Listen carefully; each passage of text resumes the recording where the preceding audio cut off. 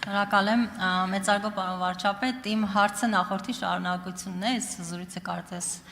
շարունակում ենք։ Մենք իսկապես սոցիալական ոլորտում ծրագրերի իրականացման հարցում կարծում եմ, որ մենք զգուշավորություն ենք ցուցաբերել նախորդ տարիների ընթացքում, իհարկե օբյեկտիվ պատճառներով, ինչպես արդեն նշեցիք, բայց հենց որ մենք դրա հնարավորություն ունեցել ենք, մենք միանգամից այդ ծախսերը ուղղել ենք հատկապես խոցելի խմբերին։ Եվ նաև առողջության ապահովագրությունը ցույց տվեց, որ հատկապես ծառայություններն են փոխում մարդկանց կյանքը, այսինքն ֆինանսական աջակցություն իհարկե կարևոր է, բայց եթե երկրում չկան համապատասխան ծառայություններ, դրանք չեն կարող լուրջ ազդեցություն ունենալ մարդկանց առողջության ու բարեկեցության վրա,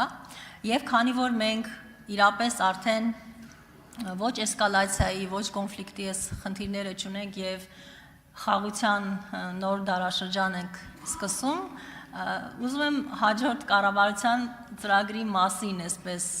հարց ուղղել, արդյոք կարող ենք ակնկալել, որ արդեն նոր ծրագիրը սոցիալական իմաստով շատ ավելի հավակնոտ կարող է լինել, որովհետև ձեր նաև նշած բոլոր խնդիրները եւ նաև մենք բոլորս ենք դա զգում, հիմնականում իհարկե կոնֆլիկտի հետ կապված խնդիրը մենք չեզոքացրել ենք։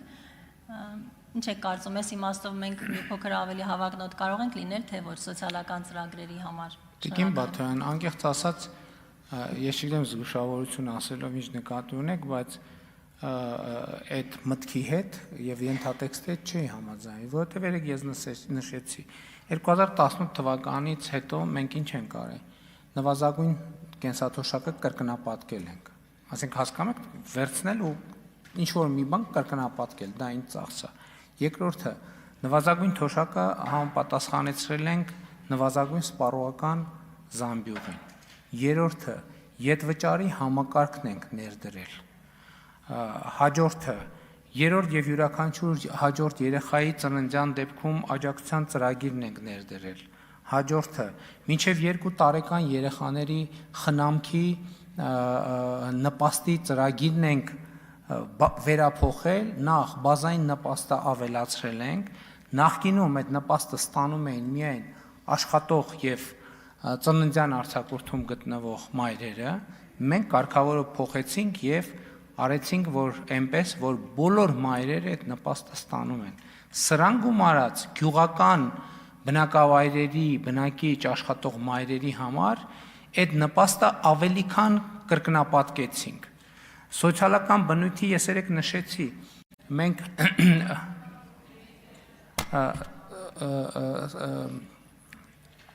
բնակարանային ոլորտում մենք 320 միլիարդ դրամ գումար ենք վերադարձրել Հայաստանի Հանրապետության քաղաքացիներին եւ այլն եւ այսպես շարունակ, այսինքն ես օրինակ անկեղծ ասեմ, մի հատ եկեք հետ նայենք, ել ինչ պետք է անեինք, որ չենք արել։ Այսինքն ինչ պետք է անենք։ Ես որ անկեղծ հիմա հետահայաց նայենք, ասենք, այս մի բանն էլ պիտի անենք, առողջապահության ոլորտում փուլ եկել ենք, էլի որովհետև այդ կարգի համակարգերը ներդնելիս մենք պետք է լավ հասկանանք, ինչ մենք խոսում ենք աշխատավարձների կրկնապատկման, եռապատկման, քառապատկման մասին, բայց մենք հասկանում ենք, չէ՞, դա բյուջեի համար ինչ ծախսեր են ենթադրում։ Ես նկատի ունեմ, եկեք նայենք, դուք արձագանքի մեջ ասեց, օրինակ նախորդող շրջանում ինչ պետք է անենք, որ չենք արել։ Եվ ես կարծում եմ, որ մենք պլանը կատարել ենք լիարժեք, այնտեղ մեր խնդիրը կապված նվազագույն աշխատավարձի հետ, բայց նվազագույն աշխատավարձի հետ մեր հարաբերությունը ինչ է ցույց տալիս, որ նվազագույն աշխատավարձի փոփոխությունը մեծ հաշվով բան չի փոխում, որովհետև հիմնարկները կամ մարդկանց դարձնում են կես դրույք, եթե իրանք հակված չեն այդ աշխատավարձերը վճարելու, եւ դա մեծ հաշվով, իսկ մնացած հատվածով, ասենք պետական կառավարման համակարգում, բանում հանրակրթության ոլորտում ատեստավորման այդ հարցը լուծված է, մնացած ոլորտներում ուղղակի կամ անուղղակի այդ հարցը լուծված է։ Ես նկատի ունեմ, ինչ պետք է անեինք ուրիշ, որ չենք արել սոցիալական համընդհանուր ապահովության ոլորտում։ Կան գուցե թիրախային որոշակի խմբեր, որոնց հետ կապված հիմա հաջորդիվ շրջանում Մենք մեծ խնդրեմ ունենք վթարային շենքերի հետ կապված հանրապետությունում, բայց դա ինչ որ առումով սոցիալական ծրագիր է, բայց ինչ որ առումով մենք չենք կարող ուղղակի սոցիալական 100% տրամաբանությամբ մոտենալ այդ հարցին, դա նաև տնտեսական զարգացման եւ ներդրումային հնարավորություններ է, որտեղ կառավարությունը կմասնակցի։ Ընդ որում ես վստահություն ունեմ, որ Երևանում մենք այդ մտածած բանաձևում 100%-ով կլուծենք հարցերը, լավ 90%-ով, մնացած տեղերում էլ որոշակի մեխանիզմների պատկերացումներ ունենք, որ վթարային շենքերի խնդիրները լուծվի։ Բայց մենք կներեք սոցիալական ոլորտում նախորդ 5 տարվա ընթացքում մենք կներենք կարող ենք ասենք, որ մենք չեմպիոն ենք, որովհետև մենք արել ենք ահռելի բան, որը շատ դժվար է նույնիսկ հետահայաց նայել ու հավատալ, որ այդ ամեն ինչը մենք արել ենք։ Համեցեք արձագանք։ Պարոն վարչապետ, իհարկե ես իմ ելույթում կնշեմ այս մասին, ես բոլոր ձեր նշածների հետ իհարկե ես հիշում եմ եւ համաձայն եմ, բայց այստեղ պարզապես այն մասին է, որ երբ մենք հակառակը այսքան ծրագիր իրականացնում ենք, այդքան ակնկալիքները նաեւ քաղաքացիների ավելանում են, որովհետեւ սոցիալական ոլորտն է, որ անընդհատ ներդրումների եւ ծախսերի կարիք ունի եւ ես իհարկե խոսում եմ օրինակ այն մեր հաջողված ծրագրերի շարունակության մասին, բնակարանաշինության մասին, նույն ձեր նշած կամ ծառայությունների ավելացման ավելի շատ եւ այս ոլորտում է որ ես վստահ եմ դուք էլ մարզերում հանդիպումների ժամանակ անընդհատ այդ հարցումները, չգիտեմ, մեր գյուղում շարունակենք այս ծրագրերը, մեր մարզում սրա մասին է խոսքը եւ ես վստահ եմ որ այս իմաստով մեր արած աշխատանքը իր արդյունքները տալիս են իմաստով, որ ակնկալիքներն են մեծանում եւ ամենևին ես չեմ ասում, թե մենք քիչ ենք արել, բայց նորից եմ կրկնում, խաղաղության դարաշրջանը պիտի իմ կարծիքով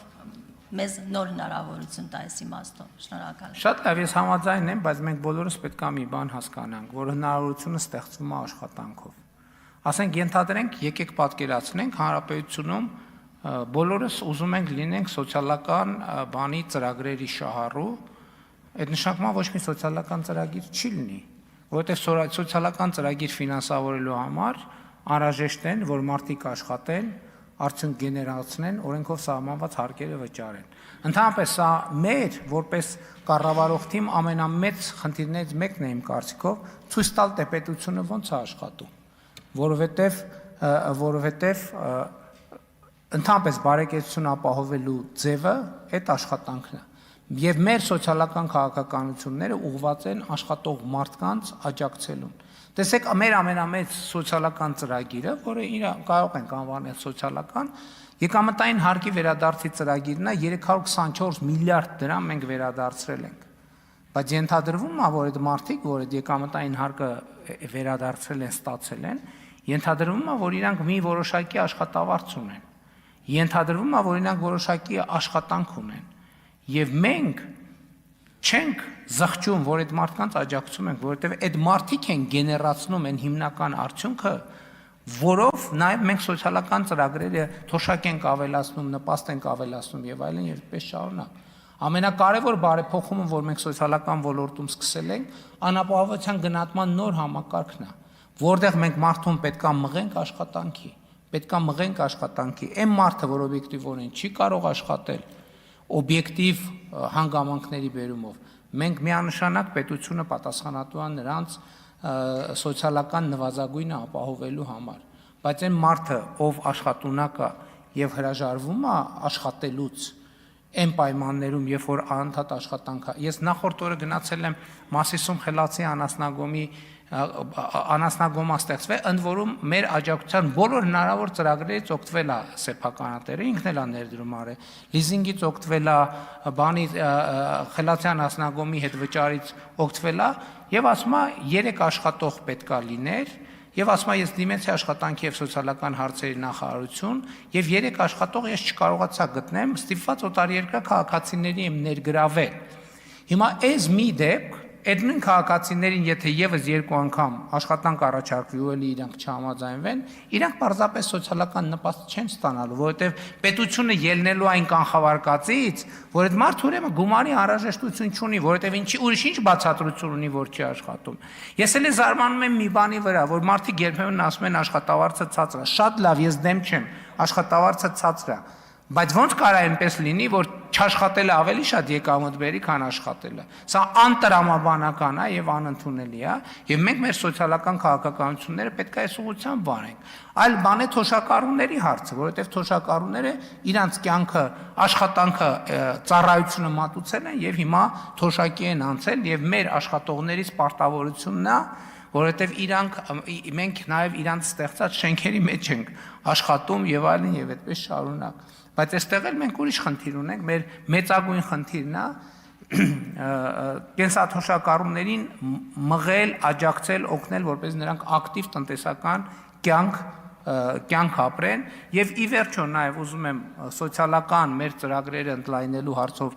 շահագրգիռ մեր բոլոր քաղաքացիներին նորից եւս մեկ անգամ խնդրել հետեւյալը վճարել օրենքով սահմանված հարկերը եւ որևէ գնում անելիս խանութից դուրս չգալ առանց հսկիչ դրամարկային կտրոն վերցնելու։ Դա մեր հնարավորությունները էականորեն կընդլայնի։